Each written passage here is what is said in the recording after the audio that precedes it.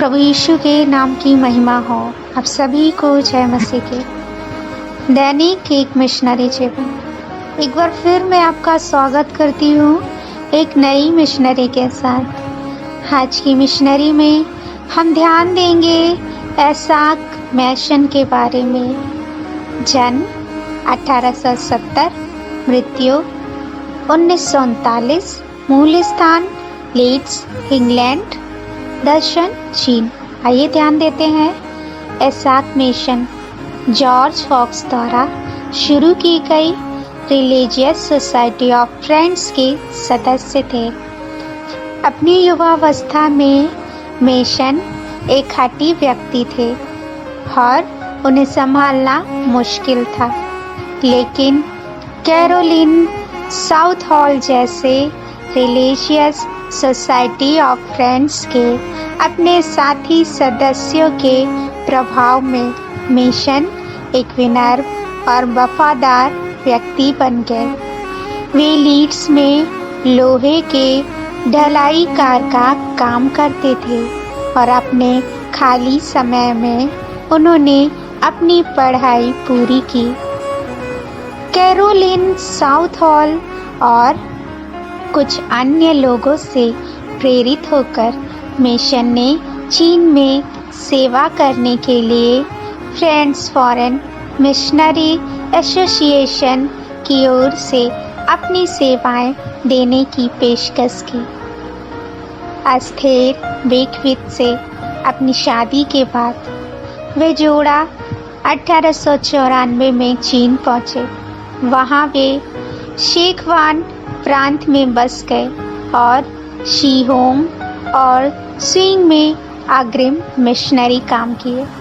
सेविकाई में कुछ वर्षों के भीतर ही मिशन को बॉक्सर विद्रोह के दंगों का सामना करना पड़ा, जो विदेशियों के खिलाफ विलप थे।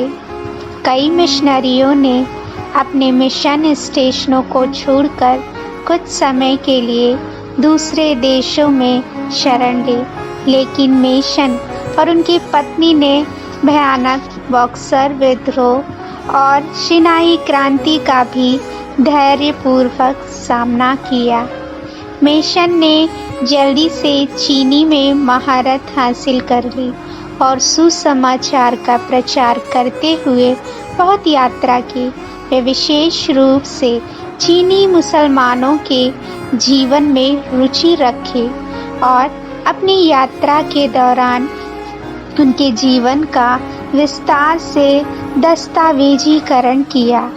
उनका दस्तावेजीकरण बाद के मिशनरियों की सेविकाई में एक महत्वपूर्ण प्रारंभिक सामग्री बन गया। उन्होंने कन्फ्यूशियस नैतिक शैली को अपनाते हुए बहुत सारे ईसाई साहित्य का चीनी में अनुवाद किया।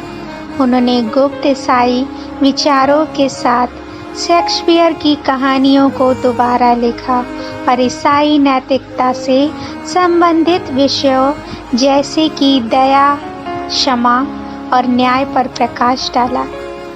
ईसाई विचारों को प्रसारित करने के लिए इस अप्रत्यक्ष दृष्टिकोण ने सुसमाचार चीनियों के जीवन में फलदायी पैठ बनाने में मदद की।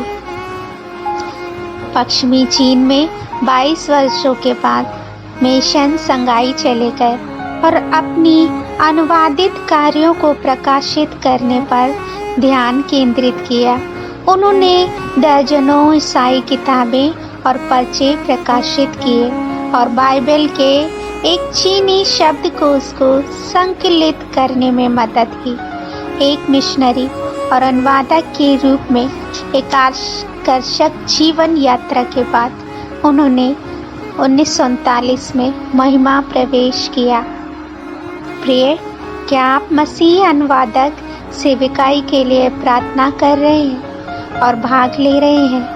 हे प्रभु, मुझे अपने समाज को दया, क्षमा और न्याय जैसे मसीही मूल्यों को उचित रूप से सिखाने की बुद्धि दे।